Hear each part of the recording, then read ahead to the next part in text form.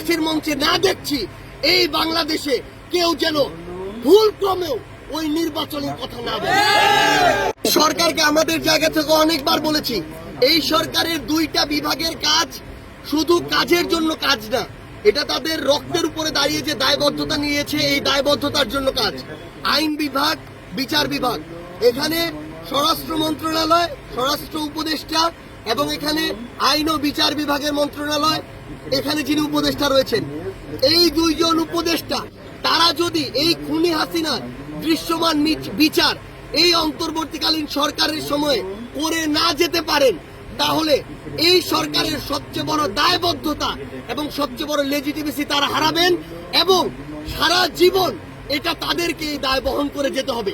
কিন্তু আমরা স্পষ্ট করে একটা কথা বলি, দায় বহন করে যাওয়ার মধ্যে সব শেষ না।